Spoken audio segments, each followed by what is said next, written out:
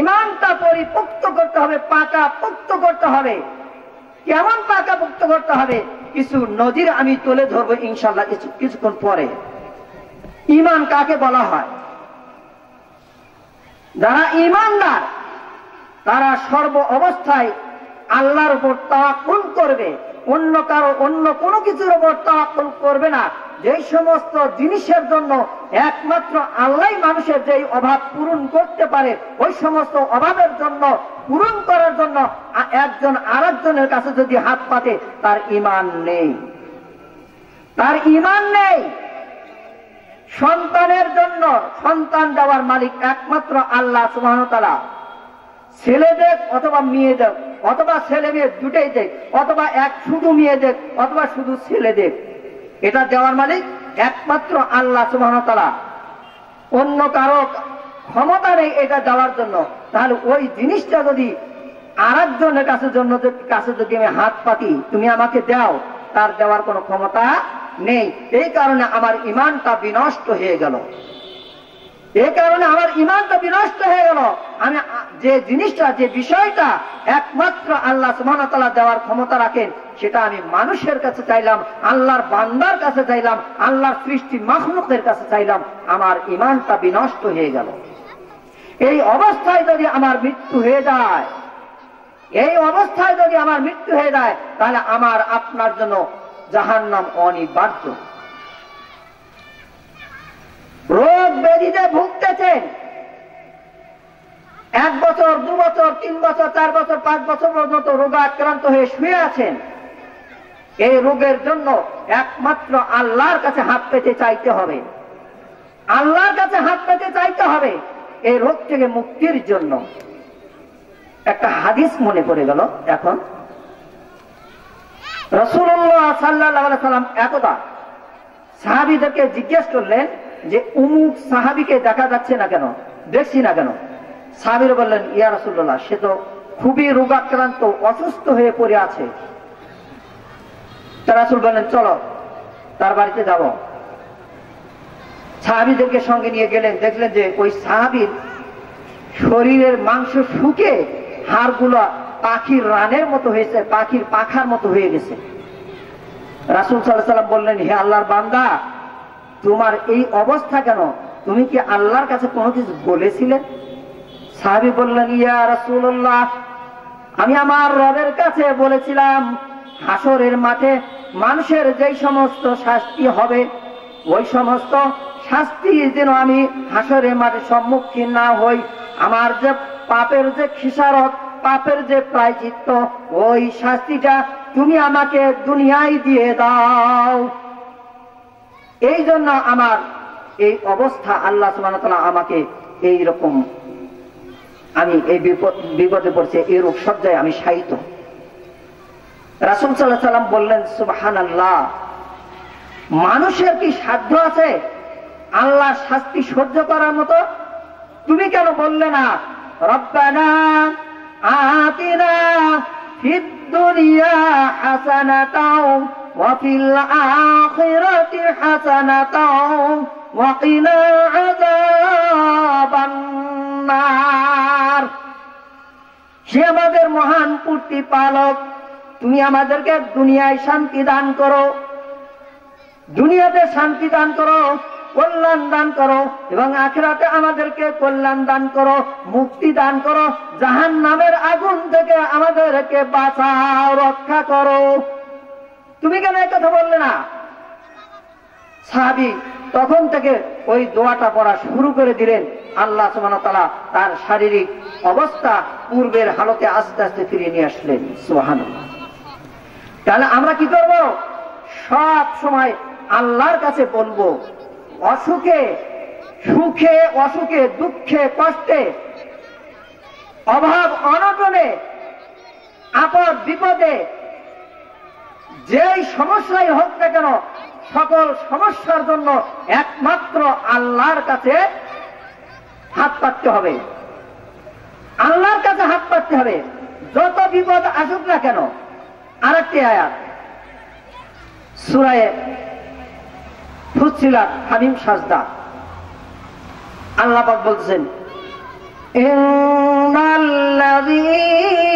قالوا ربنا الله ثم استقاموا تتنزل عليهم الملائكة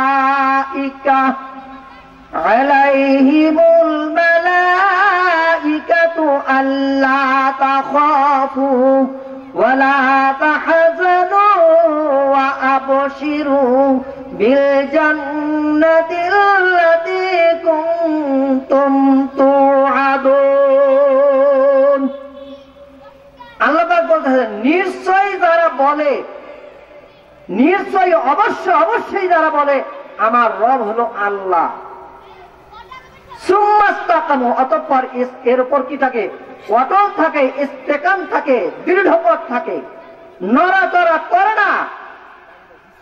দক্ষিণে হাওয়ায়, উত্তরে হাওয়ায়, পশ্চিমে হাওয়ায়, পূর্ব হাওয়ায়, পূর্ব দিকের হাওয়ায় খেলাধুলো করে না, স্টিল পাহাড়ের মতো অটল হয়ে দাঁড়িয়ে থাকে। এটা হলো ঈমানদারদের কাজ, যারা আল্লাহর প্রতি সত্যিকার হক এলার প্রতি যারা একনিষ্ঠ ভাবে যারা ঈমান এনেছে, তাদেরই এই কাজটা, তারাই শুধু এই কথাটা বলতে পারে। যাদের অন্তরে নরম রয়েছে, আপদ বিপদ মুসিবত আসলেই তারা মনে করে যে হয়তো এই বিপদ আমার আল্লাহ দূর করতে পারে না, আমার উমুকের কাছে গেলেই হয়তো আমার এই বিপদটা দূর হতে পারে, উমুকের কাছে নজর নিয়াজ দিলেই হয়তো আমার এই বিপদটা দূর হতে পারে, এই মুশকিল থেকে আমি হয়তো আজান পেতে পারি। কিন্তু না, আপনার সন্তানের অভাব হোক, সম্পদের অভাব হোক, বাগ বাগিচার দরকার হোক, নদী নালার দরকার হোক, বৃষ্টির প্রয়োজন হোক, সর্ব অবস্থায় আপনি আল্লাহর কাছে চাবেন। আপনি আমি কার কাছে চাবো? আল্লাহর কাছে চাবো। এটা হলো ঈমানদারদের কাজ। ঈমানদারদের কাজ হলো সর্ব অবস্থায় আল্লাহর কাছে বলবে, আল্লাহর কাছে চাবে। তার দলিল হল সূরা নূহের 10, 11, 12 নম্বর আয়াত। আল্লাহ পাক বলতেছেন তোমরা আমার কাছে ক্ষমা চাও। এখানে ক্ষমার কথা উল্লেখ করা হয়েছে। ক্ষমা কারা চাবে? যারা আল্লাহর প্রতি ঈমান এনেছে, যারা আল্লাহর প্রতি ঈমান এনেছে, আল্লাহর উপর ঈমান রয়েছে, বিশ্বাস রয়েছে যে আপদ বিপদ দূর করার মালিক একমাত্র আল্লাহ। যেমন ভাবে আল্লাহ সুবহানাহু ওয়া তাআলা আমাকে সৃষ্টি করেছেন, আমাকে রিজিক খাওয়াচ্ছেন, আমার অভাব দূর করতেছেন, তাহলে তিনি সবকিছু আমার করতে পারেন। তাহলে কি করবে? ছোটখাটো ত্রুটির জন্য, ভুল ত্রুটি যদি হয়ে যায়, আল্লাহর কাছে ক্ষমা প্রার্থনা করবে। আল্লাহ বলতেছেন তোমরা আমার কাছে ক্ষমা প্রার্থনা করো, নিশ্চয়ই আমি বড় ক্ষমাশীল। তোমরা যদি আমার কাছে ক্ষমা প্রার্থনা করো, 11 নম্বর আয়াত, তাহলে তোমাদের জন্য কিছু আসমান থেকে মুষলধারে বৃষ্টি বর্ষণ করব। তারপরে হয়তো বলা হচ্ছে যে তোমাদের সন্তান সন্ততি দিয়ে, সম্পদ দিয়ে তোমাদেরকে সাহায্য করা হবে, তোমাদের নদী, তোমাদের জন্য বাগান সমূহ স্থাপন করে দেওয়া হবে, তোমাদের জন্য নদী নালা প্রবাহিত করে দেওয়া হবে। তাহলে আল্লাহ সুবহানাহু ওয়া তাআলা যদি সবকিছু আমার আপনার পূরণ করতে পারে, তাহলে আমি কেন অন্যের কাছে হাত পাততে যাব? আপনি রোগে ব্যাধিতে মুসিবতে পড়ুন না কেন, বললেই আপনি আল্লাহর কাছে চাবেন। আল্লাহ পাক অন্যখানে বলতেছেন সূরা আনফালের 2 নম্বর আয়াত, ইন্নামাল মুমিনুনা আল্লাযীনা ইযা যুকিরাল্লাহু ওয়াজিলাত কুলুবুহুম ওয়া ইযা তুলিয়াত আলাইহিম আয়াতুহু যাদাতুহুম ঈমানাও ওয়া আলা রাব্বিহিম ইয়াতাওয়াক্কালুন। আল্লাহ পাক বলতেছেন নিশ্চয়ই তারাই হলো সত্যিকারের মুমিন, ওরাই হলো আসল মুমিন। ইযা যুকিরাল্লাহ, যখনই আল্লাহর কথা স্মরণ হয়, ইযা যুকিরাল্লাহু ওয়াজিলাত কুলুবুহুম, যখনই আল্লাহর কথা স্মরণ করা হয়, তাদের অন্তরটা ভয়ে প্রকম্পিত হয়ে যায়, ভয় পাইতে থাকে, অন্তরটা দুলাদুলি করতে থাকে। স্মরণে তারা আল্লাহকে, আল্লাহ স্মরণে তারা নির্জনে আল্লাহর কাছে কান্নাকাটি করতে থাকে। ওয়াইযা তুলিয়াত আলাইহিম যাদাতুহুম ঈমানাও ওয়া আলা রাব্বিহিম ইয়াতাওয়াক্কালুন। আর তাদের সামনে যখন কোরআনের আয়াত তেলাওয়াত করা হয়, কোরআনের আলোচনা করা হয়, সুসংবাদ শোনানো হয়, দুঃসংবাদ শোনানো হয়, তখন তাদের ঈমানটা আরো বেড়ে যায়। ওয়া আলা রাব্বিহিম ইয়াতাওয়াক্কালুন, আর তারা শুধুমাত্র আল্লাহর উপরই তাওয়াক্কুল করে। মুমিনের বৈশিষ্ট্য, মুমিন হলো শুধুমাত্র আল্লাহর উপর তাওয়াক্কুল করবে। তারপরে আল্লাহ 3 নম্বর আয়াতে 4 নম্বর আয়াতে গ্যারান্টি দিয়ে দিচ্ছেন। 3 নম্বর আয়াতটা হলো যে শুধু মুমিন থাকলেই হবে না, আমি আল্লাহর উপর ঈমান আনছি তাহলেই চলবে না। তারপরে কিছু শর্ত দিয়ে দিয়েছেন এখানে, আল্লাযীনা ইউকিমুনাস সালাতা ওয়া মিম্মা রাযাকনাহুম ইউনফিকুন, আমি তাদেরকে, তারা সালাত কায়েম করে এবং আমি তাদেরকে যে রিজিক দিয়েছি সেখান থেকে তারা কিছু কিছু করে খরচ করে আল্লাহর রাস্তায় দান করে, খয়রাত করে। পরে আয়াতে বলতেছেন আল্লাহ সুবহানাহু ওয়া তাআলা, উলাইকা হুমুল মুমিনুনা হাক্কান, ওরাই হলো সত্যিকারের মুমিন, ওরাই হলো সত্যিকারের মুত্তাকি, ওরাই হলো সত্যিকারের ঈমানদার।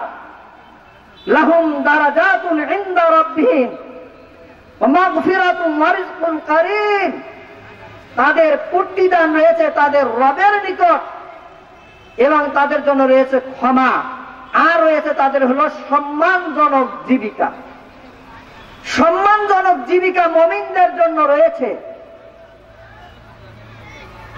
কিছু লোক রয়েছে দুনিয়াতে আল্লাহর উপর ঈমান রয়েছে, রাসূলের উপর ঈমান রয়েছে, তাদের সয় সম্পদ নাই, জমাজমি নাই, শুধুমাত্র ওরার জমিতে শ্রমিক হিসাবে কাজ করে, কামলা দেয় অথবা রিক্সা চালায়, আর কি করে 5 ওয়াক্ত সালাত আদায় করে, ওই রিক্সা চালায়, আর এমন ভাবে সে রুজি রোজগার করতেছে তার দেখা যায় কোনো ঋণ নাই, তার কোটি কোটি টাকা ব্যাংক ব্যালেন্স নাই, কিন্তু সে ব্যক্তি ঋণগ্রস্ত নয়। এটা আল্লাহ পাক সুবহানাহু ওয়া তাআলা তাকে কি করতেছে, রিজিক দান করতেছে, তার শরীরটা সুস্থ রয়েছে, তার শরীরটা সুস্থ রয়েছে। উত্তম একটা নিয়ামত হলো মানুষের সুস্থ শরীর। এই সুস্থ শরীর থাকার কারণে সে সারাদিন রিক্সা চালাইতেছে, নামাজের সালাতের ওয়াক্ত হলে সেখানে দাঁড়িয়ে রিক্সা খাড়া করে রেখে সালাত আদায় করতেছে, আবার সালাত আদায় করার পরে কি করতেছে, বের হয়ে যাচ্ছে রিক্সা চালানোর কাজে। এমনি ভাবে সে রোজগার করে খাচ্ছে, তার কোনো রোগ ব্যাধি নাই। এটা আল্লাহ পাকের তরফ থেকে একটা সম্মানজনক একটা রিজিক আল্লাহ সুবহানাহু ওয়া তাআলা তার জন্য নিহিত করেছেন।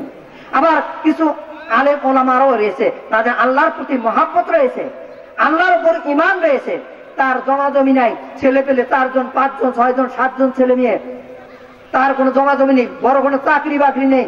দেখবেন যে হয়তো ছোট্ট একটা মসজিদে ইমামতি করে 3000 4000 5000 টাকা মাসে বেতন পায়, অথচ ওই ব্যক্তি কোটি কোটি টাকার ব্যাংক ব্যালেন্স না থাকলেও তার কোনো অভাব নেই, ঋণ নাই, ঋণগ্রস্ত নয়, ঋণগ্রস্ত নয়।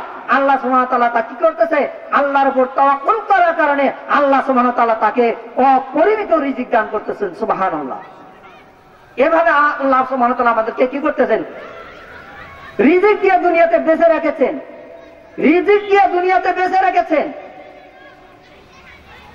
একটা হাদিসে আছে রাসূলুল্লাহ সাল্লাল্লাহু আলাইহি ওয়াসাল্লাম বলেছেন, যেমন ভাবে আল্লাহ সুবহানাহু ওয়া তাআলা কীট পতঙ্গ ও পাখালিকে রিজিক দিয়ে থাকেন, অমনি ভাবে আল্লাহর বান্দা যদি একমাত্র আল্লাহর উপর তাওয়াক্কুল করত, অমনি ভাবে আল্লাহ সুবহানাহু ওয়া তাআলা তাদেরকে রিজিক দিতেন, যেমন ভাবে পশু পাখিকে রিজিক দেন। পশু পাখি সকালবেলা ঘর থেকে খালি পেটে বের হয়ে যায়, সন্ধ্যাবেলায় তারা আল্লাহ তাসবিহ তাহলিল শুকরিয়া আদায় করতে করতে বাসায় ফিরে ভরা পেটে। এটা আল্লাহ পাকের একটা নিয়ামত। এমনি ভাবে মানুষ যদি আল্লাহর উপর তাওয়াক্কুল করে সব সময় থাকতো, আল্লাহর উপর যদি ঈমান রাখতো যে আল্লাহ আমাকে সৃষ্টি করেছেন, আল্লাহ আমার রিজিক দাতা, আল্লাহ আমার হায়াত দাতা, আল্লাহ আমার মউত দাতা, আল্লাহ আমার সবকিছু কল্যাণ দান করেন, আল্লাহ তার কোনো অভাব হইতে পারে না।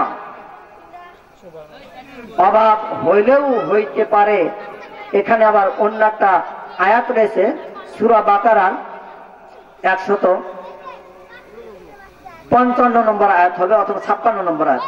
আল্লাহ পাক বলতেছেন, ওয়ালানাবলুওয়ান্নাকুম বিশাইইম মিনাল খাউফি ওয়াল জু'i ওয়া নাকসিম মিনাল আমওয়ালি ওয়াল আনফুসি ওয়াস الثمرات وبشر الصابرين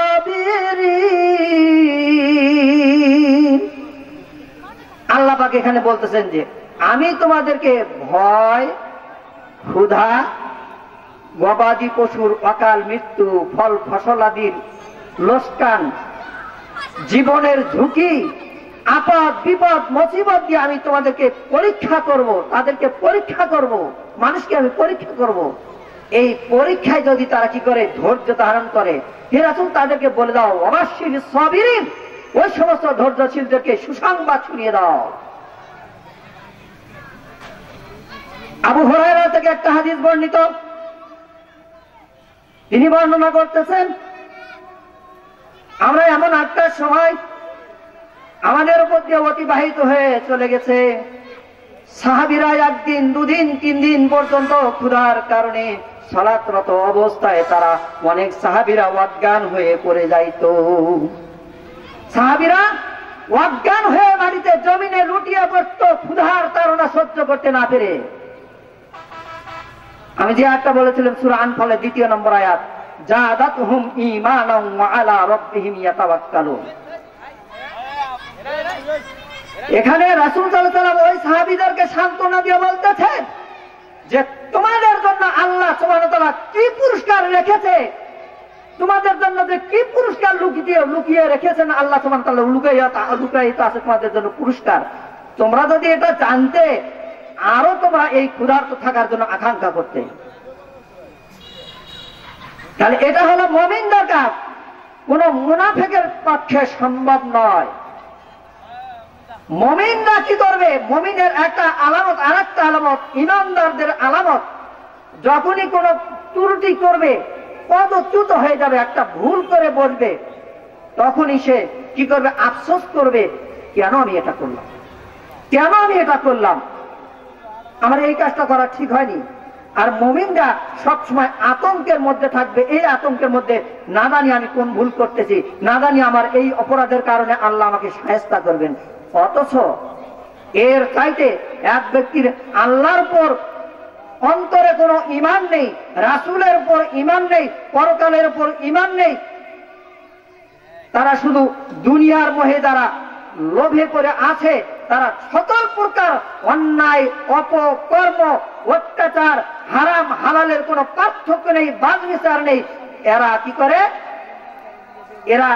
এরা যদি কোনো প্রকার ভুল করে, তখন মনে করে যে আমার নাকের উপর একটা মশা বসেছিল, মশাটা আমি তাড়িয়ে দিলাম। এই ভুলকে তারা ভুল মনে করে না, পাপকে তারা পাপ মনে করে না, অন্যায়কে তারা অন্যায় মনে করে না। আর এই সমস্ত ব্যক্তিদের উপর যদি কোনো মুসিবত চেপে বসে, অন্য হাদিসে আছে রাসূল সাল্লাল্লাহু আলাইহি ওয়াসাল্লাম বলছেন যে এটা হলো মুনাফিকদের স্বভাব।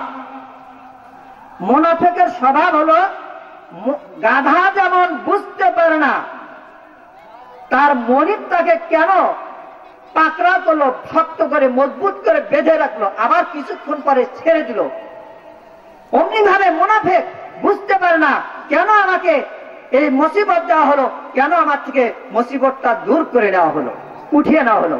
কিন্তু এটা মুমিনই উপলব্ধি করতে পারে, হয়তো আমার উপর পরীক্ষা হচ্ছে, অথবা আমার কোনো পাপ ছিল, এই পাপটা মোচন করার জন্য আল্লাহ সুবহানাহু ওয়া তাআলা আমার উপর বিপদ চাপিয়ে দিয়েছেন, পরীক্ষা নিচ্ছেন আল্লাহ সুবহানাহু ওয়া তাআলা। এটা হলো মুমিনের আকীদা। কিন্তু কোন মুনাফিকের আকীদা এরকম নয়, মুনাফিকের মনোভাব এরকম নয়, চিন্তা ভাবনা এরকম নয়। তাহলে ঈমান আনতে গেলে ঈমানটা ভঙ্গ হয় কি কি ভাবে? এখন মনে করেন আপনি অসুস্থর মধ্যে পড়েছেন, একজন কবিরাজ বলল যে হাতের মধ্যে তামার আংটি দিলে এই রোগ ভালো হয়ে যাবে। আপনি তো আল্লাহর উপর তাওয়াক্কুল করলেন না, ওই কবিরাজের উপর তাওয়াক্কুল করে তামার আংটিকে বিশ্বাস করলেন, তামার আংটি হাতে দিলেন বাদ দূর হওয়ার জন্য, রোগ ব্যাধি দূর হওয়ার জন্য। পা কেটে গেছে, মানুষের কুনজর দিবে, এই জন্য আপনি পায়ের মধ্যে কড়ি বেঁধে রেখেছেন। আপনি কড়ির উপর তাওয়াক্কুল করলেন, আপনি আল্লাহর উপর তাওয়াক্কুল করলেন না, আপনার ঈমানটা নষ্ট হয়ে গেল, ঈমানটা ভঙ্গ হয়ে গেল কড়ির উপর ঈমান বিশ্বাস স্থাপন করার কারণে, ওই হাতের তামার বালার উপর তাওয়াক্কুল করার কারণে। এমনি ভাবে আরো রয়েছে যেমন ভাবে আমাদের অনেকেরই আকীদা রয়েছে আল্লাহ সুবহানাহু ওয়া তাআলা নিরাকার, এটা অনেকে বিশ্বাস করে, অনেকে এটা স্বীকার করে, অনেকে বলে আল্লাহ সুবহানাহু ওয়া তাআলা সর্বত্র বিরাজমান। এই কথাগুলি বলার কারণে তার ঈমানটা যে বিনষ্ট হয়ে যায় এটা তার জানা নেই। অনেকেই বলে রাসূল সাল্লাল্লাহু আলাইহি সাল্লাম গায়েব জানেন, অনেকে এটা বলে, অন্তরে তাদের আকীদা পোষণ করে রাসূল সাল্লাল্লাহু আলাইহি সাল্লাম গায়েব জানেন। অনেকে এটা অস্বীকার করার কারণে যারা রাসূলকে গায়েব জানে বিশ্বাস করে, যারা অস্বীকার করে তাদেরকে বলে এরা কাফের, এরা মুসলমান নয়। যারা এই কথাটা বলে, যারা রাসূল গায়েব জানে না বললে যদি কাফের হয়ে যায়, ওই সমস্ত ভাইদেরকে বলবো আপনি সূরা নামলের 64 নম্বর আয়াতটা খুঁজে দেখুন। আল্লাহ পাক বলতেছেন, قُلْ لَا يَعْلَمُ مَنْ فِي السَّمَاوَاتِ وَالْأَرْضِ الْغَيْبَ إِلَّا اللَّهُ। হে রাসূল, তুমি দুনিয়ার মানুষকে জেনে দাও, কেউ জানে না আসমানে যা কিছু আছে এবং জমিনের মধ্যে কি লুকায়িত আছে, আসমানের মধ্যে কি লুকায়িত আছে কেউই জানে না, একমাত্র আল্লাহ সুবহানাহু ওয়া তাআলা তা জানেন। আল্লাহ জানে যে আসমানের মধ্যে কি রয়েছে, আল্লাহ জানে জমিনের মধ্যে কি লুকায়িত রয়েছে, আল্লাহ জানে কিয়ামত কোন সময় সংঘটিত হবে, আল্লাহ জানে আপনার স্ত্রীর গর্ভে, আপনার বোনের গর্ভে ছেলে সন্তান আছে না মেয়ে সন্তান আছে, কাফের আছে না বেঈমান আছে না মুনাফিক আছে না মুমিন আছে, এটা একমাত্র আল্লাহ সুবহানাহু ওয়া তাআলা জানেন। বৃষ্টি কোন সময় হবে একমাত্র আল্লাহ সুবহানাহু ওয়া তাআলা জানেন, কেউই জানে না। যদি আপনাদের এটার উপর বিশ্বাস সত্য হয় যে রাসূল সাল্লাল্লাহু আলাইহি সাল্লাম গায়েব জানেন, একটু ইতিহাসের দিকে খেয়াল করুন, হাদিসের দিকে। খয়বরের যুদ্ধের বিজয়ের পরে রাসূলুল্লাহ সাল্লাল্লাহু আলাইহি সাল্লামকে একজন ইহুদি মহিলা দাওয়াত দিয়ে তার মাংসের মধ্যে বিষ মিশ্রণ করেছিল। মাংস যখন এক টুকরা রাসূলুল্লাহ সাল্লাল্লাহু আলাইহি সাল্লাম জিহ্বার মধ্যে দিয়েছিলেন, জিহ্বার মধ্যে দেওয়ার পরে বলেছিলেন এর মধ্যে বিষ মিশ্রিত রয়েছে, তার আগে তিনি বলতে পারেন নাই যে এর মধ্যে বিষ আছে। তাহলে রাসূল কি করে গায়েব জানলো? রাসূল কি করে গায়েব জানলো? আপনার কি ঈমান আছে? আপনার ঈমানটা বিনষ্ট হয়ে গেছে। এই ঈমান নিয়ে যদি, এই ভঙ্গ ঈমান নিয়ে যদি, ভাঙাচোরা ঈমান নিয়ে যদি আপনার মৃত্যু হয়, তাহলে আপনার জাহান্নাম ছাড়া কোনো উপায় নেই। তবে হ্যাঁ, কোন ব্যক্তি যদি কি করে এগুলির জন্য তওবা করে, শোনার পরে শোনার পরে যদি ঈমান আনে, নতুন করে তওবা করে ঈমান আনে, তারপরে কথাটা বলতেছি, আরেকটা বলতেছি, আর একটা ঘটনা বলছি। রাসূলুল্লাহ সাল্লাল্লাহু আলাইহি সাল্লামের প্রাণ প্রিয়তমা স্ত্রী উম্মুল মুমিনিন হযরত আয়েশা সিদ্দিকা রাদিয়াল্লাহু তাআলা আনহার ব্যাপারে মদিনার মুনাফিকরা মিথ্যা অপবাদ রটিয়েছিল। হযরত আয়েশা রাদিয়াল্লাহু তাআলা আনহা ব্যভিচার করেছে, একজন সাহাবীর উপর দোষারোপ করেছিল যে অমুক সাহাবীর সঙ্গে ব্যভিচার করেছে। রাসূলুল্লাহ সাল্লাল্লাহু আলাইহি সাল্লামের কানে যখন এই কথা গেলেন, রাসূল সাল্লাল্লাহু আলাইহি সাল্লাম হযরত আয়েশা সিদ্দিকা রাদিয়াল্লাহু তাআলা আনহাকে বাপের বাড়ি হযরত আবু বকরের বাড়িতে প্রেরণ করলেন এবং সাহাবীদের কাছে পরামর্শ চাইলেন যে আমাকে তোমরা পরামর্শ দাও আমার বিবির ব্যাপারে। যদি তিনি গায়েব জানতেন তাহলে কেন তার প্রাণ প্রিয়তমা স্ত্রীকে বাপের বাড়ি হযরত আবু বকর রাদিয়াল্লাহু আনহুর বাড়িতে প্রেরণ করলেন? আপনার হাদিস কি বিশ্বাস হয় না? এই সমস্ত ঈমান নিয়ে, ভাঙ্গাচোরা ঈমান নিয়ে যদি কবরে যাওয়া হয় তাহলে কোনো উপায় নাই। তবে হ্যাঁ, কোন ব্যক্তি যদি তওবা করে, তওবার ব্যাপারে আল্লাহ সুবহানাহু ওয়া তাআলা বলছেন সূরা ফুরকানের ৭০ নম্বর আয়াত,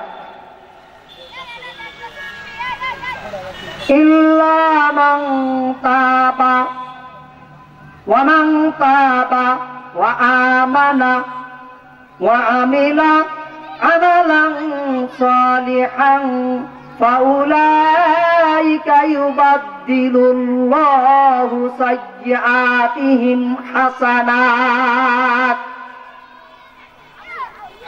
আপনি শিরিক করেছেন, শিরিক আপনি বুঝেন নাই। বেদাত করেছেন, বেদাত আপনি বুঝেন নাই। মদ পান করেছেন, যে মদ হারাম ছিল। সুদ খেয়েছেন আপনি, বুঝতে পারেন না, বা শয়তানের ফিরবে পরে সুদ খেয়েছেন, ঘুষ খেয়েছেন, যত প্রকার অন্যায় অপকর্ম করেছেন, কবিরা গুনাহ করেছেন, শিরকের মতো কবিরা গুনাহ করেছেন। এরপরে যখন আপনি জেনেছেন এই কথাগুলি বলা, এই আমলগুলি করা, এই আকীদা আমার পোষণ করা আমার জন্য উচিত ছিল না, আমি এখন জানলাম, সঙ্গে সঙ্গে আপনি ফিরে আসলেন। ওমান তাবা, যে ব্যক্তি তওবা করলো, ফিরে আসলো, ওয়া আমানা, সত্য করে আবার পুনরায় নতুন করে ঈমান আনলো, ওয়া আমিলা আমালান সালিহান, এবং সৎ আমল করলো, ফাউলাইকা ইউবাদদিলুল্লাহু সাইয়্যাতিহিম হাসানাত। আল্লাহ পাক বলতেছেন তার জীবনের ওই বদ আমলগুলিকে, ওই পাপগুলিতে আমি নেকিতে রূপান্তরিত করে দিব। সুবহানাল্লাহ। তাহলে আপনি অতীতে যা করছেন, আজকে আপনি শুনলেন এই কাজগুলি করা কি ঈমান ভঙ্গ হয়ে যায়, এই কাজ করলে আমার কবিরা গুনাহ হয়, তাহলে আপনার যখনই শুনলেন সাথে সাথে আপনি তওবা করলেন, তওবা করার পরে এই কথার উপরে বিশ্বাস স্থাপন করলেন যে এই কথাগুলি আমার বলা ঠিক নয়, এই কাজগুলি করা আমার ঠিক নয়, এটার আপনার বিশ্বাস করলেন, হাদিসের উপরে ঈমান আনলে, রাসূলের উপর ঈমান আনলে, আল্লাহর উপর নতুন করে ঈমান আনলেন, তারপরে কি করলেন? সৎ আমল করলেন। ওয়া আমিলা আমালান সালিহা, সৎ আমল করলেন, বদ আমল নয়। বিদআত মিশ্রিত আমলকে সৎ আমল বলা হয় না, বিদআত মিশ্রিত আমলকে সৎ আমল করা হয় না।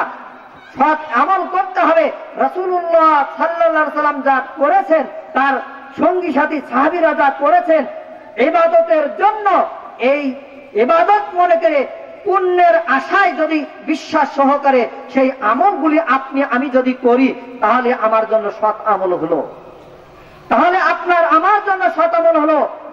আল্লাহ পাক বলেছেন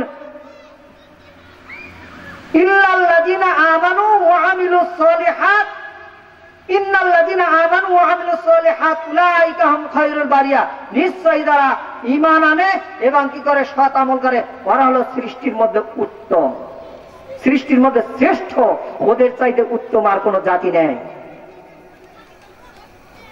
এখন আমরা অনেকই করি, আমি সূরা গাশিয়াত থেকে 3 এবং 4 নম্বর আয়াত শুনে আমি শুনে দিচ্ছি, আর সৎ আমল কিভাবে করতে হয় এখান থেকে বুঝতে পারবেন।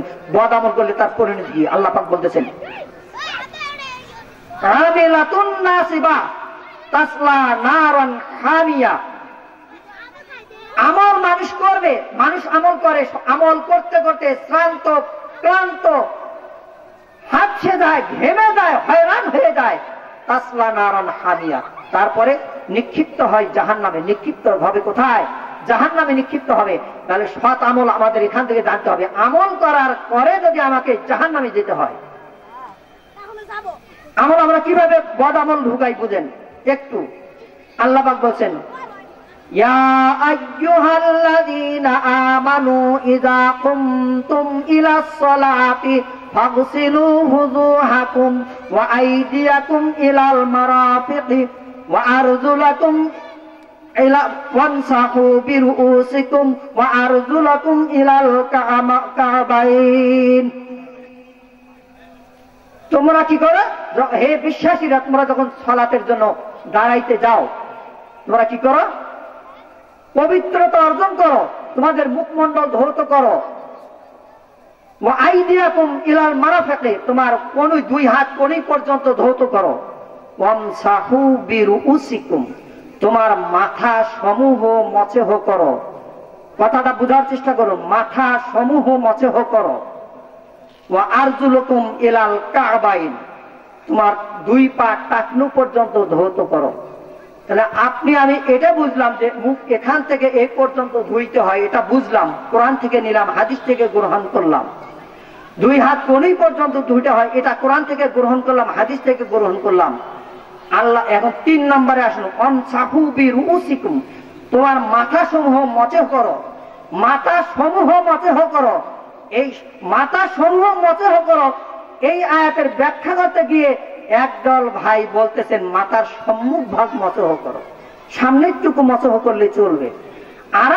আরেক দল ভাই বলতেছেন না, 4 ভাগের 1 ভাগ মচেহ করতে হবে। তাহলে আপনি দুই হাত গণিত পর্যন্ত ধুইলেন, এটা বুঝলেন। মুখমণ্ডল, সমস্ত মুখমণ্ডল ধুলেন, এটা বুঝলেন কোরআন থেকে, হাদিস থেকে বুঝলেন। এবং আরজুলাকুম ইলাল কা'বাইন, 2 পা টাকনু পর্যন্ত ধৌত করো। আপনি তো পায়ের গিরাও হাঁটু পর্যন্ত ধুইলেন না, বা টাকনুর নিচ পর্যন্ত আপনি ধুইলেন না। আপনি ইমাম সাহেবের কাছে জেনে নিলেন যে কোন পর্যন্ত আমি পা ধোবো। ইমাম সাহেব যদি জানে বা ওযু সম্পর্কে যার অভিজ্ঞ আছে, যে ব্যক্তি ভালো করে জানে, সে যদি দেখে আর আপনি পাশে ওযু করতেন, আপনার টাকনুর মধ্যে খানে শুকনো রয়েছে, সাথে সাথে বলে যে আপনার পায়ের টাকনুর মধ্যে শুকনো আছে, আপনি সাথে সাথে ওটা ভিজিয়ে নেন। কিন্তু আজকে আলেম সম্প্রদায় মানুষ, আমরা একদল আর এক দলকে বিভ্রান্ত করতেছি। এখানে মাথা মাথের ব্যাপারে বলা হলো মাথার 4 ভাগের 1 ভাগ মসহ করা ফরজ। আল্লাহ বললেন মাথা সমূহ মসহ করো। আর হাদিসে আসছে রাসূল সাল্লাল্লাহু আলাইহি সাল্লাম সুন্দরভাবে হাত দুটি ভিজিয়ে নিয়ে এখান থেকে শুরু করে পিছন দিকে নিয়ে গেছেন, আবার সামনে দিয়ে আনছেন। এইভাবে রাসূল সাল্লাল্লাহু আলাইহি সাল্লাম মাথা মসহ করেছেন। আর আমি হুজুর বললাম যে 4 ভাগের 1 ভাগ মসহ করা ফরজ, মানে আল্লাহ সুবহানাহু ওয়া তাআলা যে বিধান দিয়ে দিলেন সমস্ত মাথা মসহ করতে হবে। রাসূলুল্লাহ সাল্লাল্লাহু আলাইহি সাল্লাম মাসলা দিয়ে দিলেন সমস্ত মাথা মসহ করতে হবে। রাসূল সাল্লাল্লাহু আলাইহি সাল্লাম সমস্ত মাথা মসহ করলো। আর আপনি আমি দলিল দিয়ে দিলাম 4 ভাগের 1 ভাগ মসহ করা ফরজ, মানে আমার কথা ফরজ, আল্লাহ সুবহানাহু ওয়া তাআলার কথা মুস্তাহাব। নাউযুবিল্লাহ। এইভাবে আমরা মানুষকে বিভ্রান্ত করতেছি। ওযুর শুরুতে রাসূলুল্লাহ সাল্লাল্লাহু আলাইহি সাল্লাম বলছেন ওযুর শুরুতে শুধু বিসমিল্লাহ বলবে, কিন্তু আমরা ওযুর শুরুতে অনেক বড় দোয়া লাগিয়ে ফেলেছি, আউযু বিল্লাহ, বিসমিল্লাহ, আরো অনেক দোয়া লাগিয়ে ফেলেছি। ওযুর মাঝখানে প্রতি অঙ্গ ধোয়ার সময় বিভিন্ন প্রকার দোয়া বলতেছি, সূরা কাদর পাঠ করতেছি, এবং ওযু শেষে রাসূলুল্লাহ সাল্লাল্লাহু আলাইহি সাল্লাম বলছেন এইভাবে আমাকে যেভাবে ওযু করা দেখলো এইভাবে যারা ওযু করবে, বিসমিল্লাহ বলে ওযু করবে, ওযু শেষে কোন ব্যক্তি যদি এই দোয়াটা এইভাবে পাঠ করে, আশহাদু আল্লা ইলাহা ইল্লাল্লাহু ওয়াহদাহু লা শারীকা লাহু ওয়া আশহাদু আন্না মুহাম্মাদান আবদুহু ওয়া রাসূলুহু, রাসূল বললেন তার জন্য জান্নাতের 8টি দরজা খুলে দেওয়া হবে, যেই দরজা দিয়ে ইচ্ছা ওই দরজা দিয়ে প্রবেশ করবে। সুবহানাল্লাহ।